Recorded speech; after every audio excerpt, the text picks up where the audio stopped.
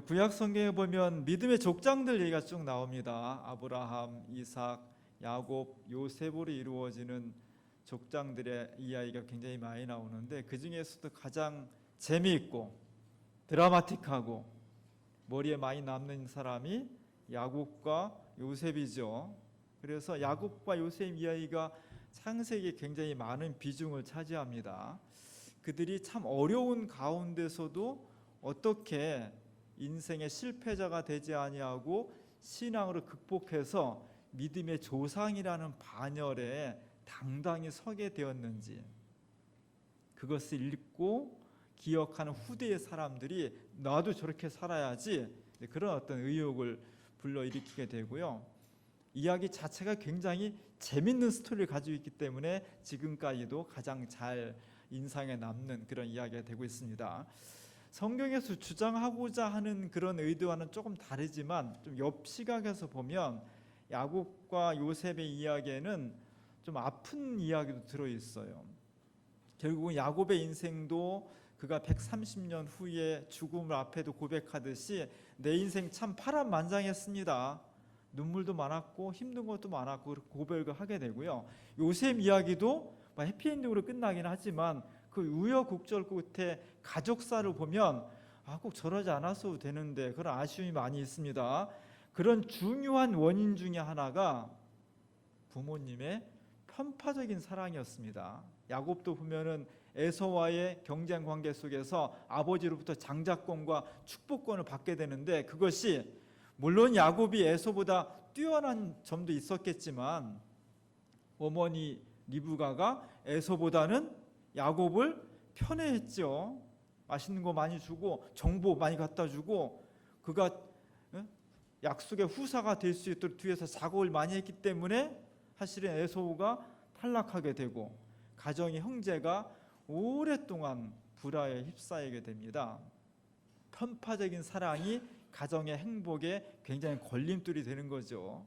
요셉도 마찬가지입니다. 요셉이 물론 꿈을 많이 꾸고 반듯한 아이긴 했지만 그가 형 10명으로부터 따돌림을 당한 것은 아버지 야곱이 다른 애보다 요셉을 특별히 사랑했습니다. 왜냐하면 4명의 부인 중에 가장 사랑하는 라헬이 낳은 아이였기 때문에 특별히 사랑해서 사랑의 표현을 다른 애들은 그냥 옷을 주고 요셉에게는 채색 옷을 입혔다는 거죠.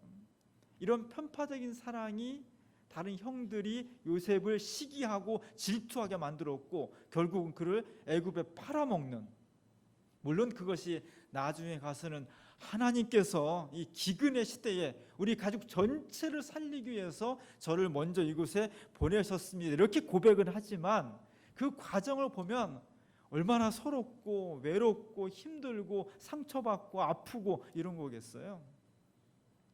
믿음의 조상들에게까지도 그들의 삶을 보면 편파적인 사랑이 가정의 행복을 해치고 한 공동체를 위기로 몰아넣는 중요한 원인이 되었다는 겁니다. 얼마 전에 우리나라 역사상 최초로 칸 영화제에서 기생충이라는 영화가 황금 종려상을 받았죠. 굉장한 사건이었고요. 관객도 1,000만 명 이상을 동원했습니다. 감독 자체가 우리 사회에 만연해 있는 차별의 요소, 평등하지 못한 요소를 계속 작품화하는데 굉장히 잘된 작품이고 재미가 있습니다.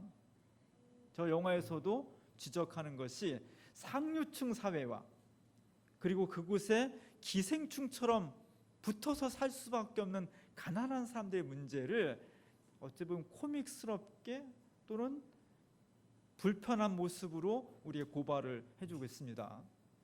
맨 나중에 보면은 송강호가 이성균을 죽이잖아요.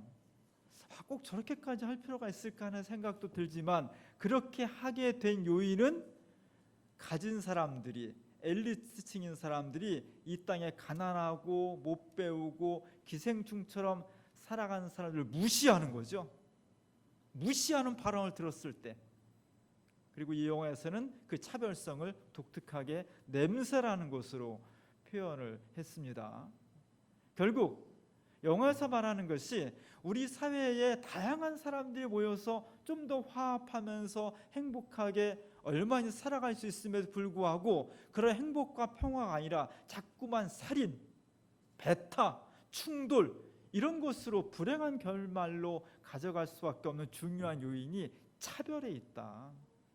개인적인 성품에서 사람을 무시하고 차별하는 것도 있지만 우리 사회에 부유하고 힘 있는 사람과 가난하고 힘없는 사람들의 넘어설 수 없는 간극 이런 것들이 구조화되어 있다. 시스템화되어 있다. 부유한 사람들은 위층에 살고 가난한 사람들은 지하에 몰래 숨어서 자신의 존재를 드러내지 못하고 가난하게 살 수밖에 없는 이 넘을 수 없는 간극, 이 차별의 구조화 이런 것들을 어떻게 깨트려 갈 것이냐라는 것을 우리 사회에 제시한 것 같습니다. 그러면서 우리가 이 차별을 어떻게 극복할 것인지, 이 문제는 단지 사회의 문제만이 아니라요 교회가 가지고 있는 가장 중요한 요소였습니다. 오늘 야고보서의 이야기도 바로 그런 거예요. 초대교회, 우리가 초대교회로 돌아가자. 초대교회는 아름다운 교회고 성령이 충만한 교회고 우리가 본받아야 할 교회고 교회의 이상적인 모델인 것은 분명히 맞지만 그렇다고 해서 초대교회에 다 천사들만 모였냐?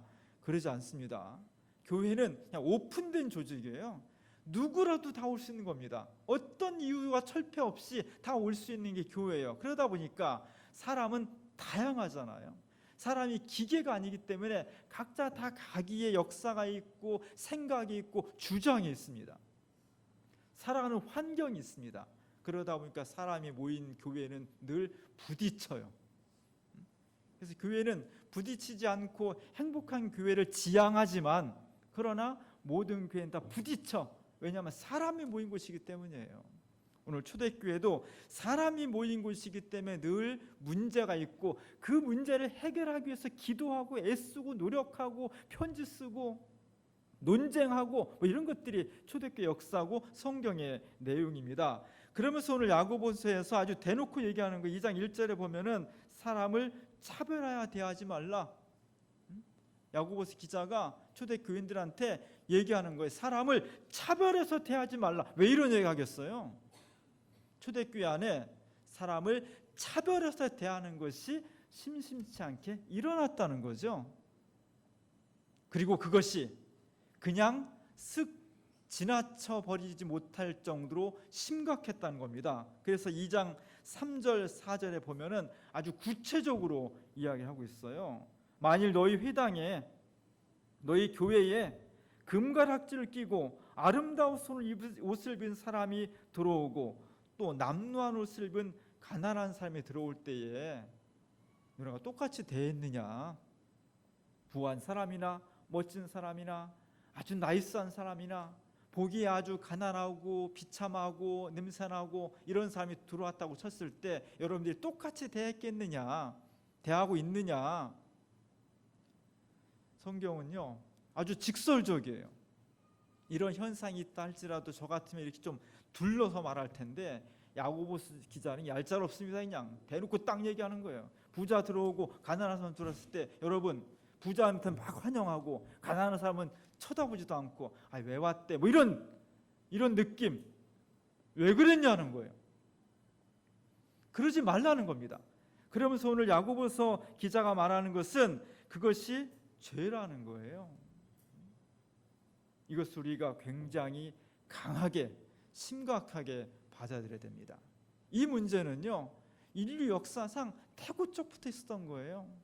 초대교회가 심각한 문제였지만 그 이전에 구약에 있는 공동체 속에서도 이런 문제가 대두가 됐습니다. 그래서 이미 신명기서에 보면 여러 사람들 중에서 여러분들이 가난하고 힘없는 사람들에 대해 특별히 관심하고 배려해야 된다. 왜냐하면 하나님은 사회적 약자를 돌보시는 분이고 그들을 사랑해서 모든 자녀가 멋있고 뛰어나고 부유하고 힘 있는 사람도 하나님의 자녀이지만 가난하고 힘없고 이런 사람들도 하나님의 자녀이기 때문에 그 모든 자녀가 다 열 손가락 깨물어서 안 아픈 손가락 없듯이 창조주 하나님께서 모든 사람이 다 행복하게 사는 것을 기뻐하신다는 겁니다. 그렇기 때문에 하나님의 이름으로 모인 사람들은 구약시대에 가장 연약한 사람들의 대표인 고아나 과부나 나그네들, 이런 사람들을 하나님의 이름으로 특별히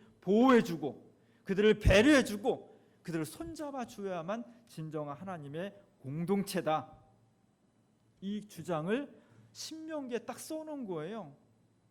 그리고 야고보서에 써놓은 겁니다. 그리고 오늘 우리 교회도 21세기 한국 교회도 이 외침을, 이 하나님의 뜻을 심각하고 진지하게 잘 받아들여서 같은 죄를 저지르지 않도록 늘 우리가 조심해야 돼요. 오늘 제가 주보 그림에 재밌는 그림을 하나 실었습니다. 우리 모두가 다 하나님 앞에 또 어떤 사람 앞에 선택되길 원하죠. 결혼이나 직장이나 사업 파트너나 누군가로부터 선택되어져서 인생을 활기차게 살기를 원하는 거예요. 문제는 수요와 공급이 딱 맞지 않는 거죠.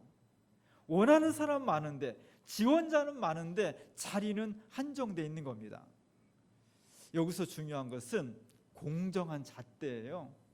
차별이 아니라 기회가 균등해야 되고 공정한 잣대를 가지고 선출됐을 때 그것이 아름다운 결과와 풍성한 결실을 맺게 된다는 겁니다. 오늘 이 그림에 보면은 여러 사람이 손들고 조요했죠. 조요했습니다. 딱 한 사람만 선택을 받았습니다. 선택 못 받은 사람은 어떤 사람이에요?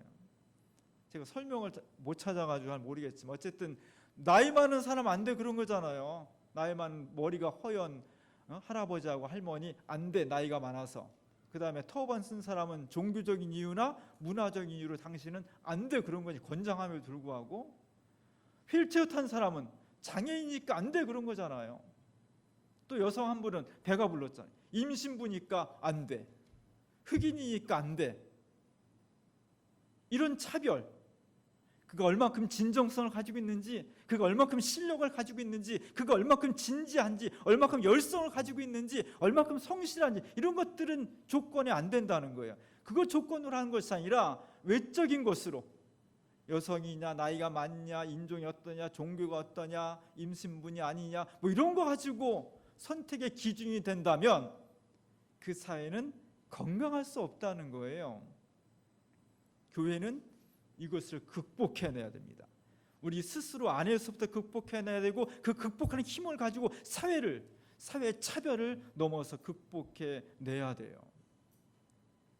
요즘 우리 사회가 법무부 장관 후보 문제로 시끄럽습니다. 어디 가나 시끄럽고요. 이 문제가 가정이 나뉘고 친구 간의 의리가 깨지고 막 어려워요. 핵심은 뭐예요? 법무부 장관으로 후보로 지목된 조국이라는 정말 멋지고 훌륭한 사람, 그의 어록을 보면 정말 너무너무나 똑똑하고 바른 말을 강하게 주장해온 그 사람이 검증을 해보니까 여러 가지 의혹이 있더라는 거잖아요. 뭐 거액을 투자했다는 겁니까? 그 사람이 그렇게 부자였어? 이렇게 생각들, 그건 뭐 개인사로 치고, 결국은 딸의 논문, 장학금, 뭐 이런 문제들이 더 진실을 밝혀봐야 되겠지만, 다른 사람이 아니라 정말 이 시대에 강한 정의와 진리, 규의 군등을 강하게 외쳤던 사람이 나중에 밝혀보니까 그 사람도 완전치는 않았구나. 뭐 완벽한 걸 요구하는 건 아니지만 다른 사람과 똑같이 부유하고 힘 있는 사람들이 행했던 그 길을 그 사람도 거의 똑같이 갔구나. 물론 불법은 아니지만 그들만의 리그에서 어떤 보이지 않는 카르텔에 의해서 기회와 특혜를 독점한 것이 아니냐는 강한 의혹이 있는 거예요. 저 사람이 어떤 사람이냐면 386 세대를 대표하는 거잖아요. 법무부 장관으로서 검찰과 사법부를 개혁하고, 그리고 잠재적인 그 다음 대통령 후보로도 예상되는 강력한 사람이잖아요. 그런 사람이 지금 뒤를 보니까 상당히 실망스러운 면들이 나오는 거예요. 저것은 저 사람 개인에 대한 실망뿐만 아니라 저 사람이 대표해온, 저도 386 세대인데 586이지만 정의와 진리, 민주화 운동을 하면서 이런 세대가 학교에서 열심히 사회학을 공부했기 때문에 똑똑해요. 아는 것도 많고 말도 잘해요. 논쟁도 잘해요. 스터디에서 맨날 치열하게 토론하니까. 그래서 많은 사람들이 논쟁하기 싫어해. 말빨이 딸리니까. 그러나 뒤를 보면 그들이 외치는 강한 정의, 강한 기준, 남한테는 정말 100% 완벽한 기준을 요구하면서 자신에 대해서는 굉장히 너그러운, 이런 것은 실망이잖아요. 거꾸로 돼야 되는데, 자신에 대해서 엄정하고 남에 대해서는 좀 억울해야 되는데, 이 거꾸로 된 것은 실망, 분노, 기회의 박탈, 상대적인 박탈감, 이런 것들이 많은 20대 사람들뿐만 아니라 20대를 살아가는 많은 사람들에게 실망감을 안겨주는 거예요. 저는 앞으로 더 조사를 해봐야 되겠지만 저거는 법의 문제는 아니라고 생각해요. 국민들이 갖고 있는 그 정서, 이런 것들을 정치권들이 얼만큼 이해하고 그것을 긍정해 주면서 새로운 탈바꿈의 계기로 삼아 나가지 않는다면, 어떤 주장을 하고 어떤 사람이 책임을 만다 할지라도 우리 사회에 희망이 별로 없겠다라는 그런 생각이 드는 겁니다. 핵심은 차별이에요. 강남 인류대학 나오고 부유하고 똑똑한 소수의 사람들만이 합법적으로 누리는 그 특권이 90% 이상 많은 사람들에게 상대적인 박탈감을 주기 때문에 상처가 되는 거예요. 이것을 어떻게 극복할 것인지, 사회 구조화된 우리 사회의 차별의 시스템을 어떻게 극복할 것인지를 진짜 고민해야 돼요. 그 고민을 누가 해야 되냐? 기독교인들이 먼저 해야 되는 거예요. 교회가 먼저 해야 되는 거예요. 왜? 오늘 하나님께서 차별하는 죄를 짓지 말라고 아주 강하게 말씀하시니까. 문제는 우리 본인도, 우리 스스로도, 저도 마찬가지예요. 가만히 우리 스스로를 들여다봤을 때 우리도 힘있고 멋있고 부유하고 여유있고 이런 것들을 추구한다는 거죠. 우리 스스로도 그렇고 우리도 그쪽 방향으로 흘러간다는 거예요. 가난하고 힘없고 냄새나고 못났고 이런 사람들보다는 먼저 나이스한 사람들한테 우리도 끌린다는 거예요. 본성이 그렇다는 겁니다. 개인의 본성도 그렇고 우리가 숨쉬고 살아가는 사회 시스템도 그렇다는 거예요. 이 두 가지가 그런데 이걸 어떻게 극복하겠어요? 너무너무 어려운 일입니다. 그래서 우리 하나님 앞에 기도해야 돼. 정말로 저 자신도 그냥 놔두면 차별의 죄를 범할 수밖에 없고, 우리 사회도 이 자유주의라는, 이 자유라는 너무나 멋진 말이지만 강한 힘의 논리에서 움직일 수밖에 없는 이 자유로운 세계 속에서 그냥 놔두면 부유하고 힘있는 사람들 쪽으로 갈 수밖에 없는, 그래서 차별을 할 수밖에 없는, 그렇게 구조화되어 있는 그 죄를 질 수밖에 없는 이 세상 속에 살아가는데, 이걸 어떻게 극복해야 됩니까? 하나님, 이거야말로 성령의 역사하심 없이는 안 되는 거예요.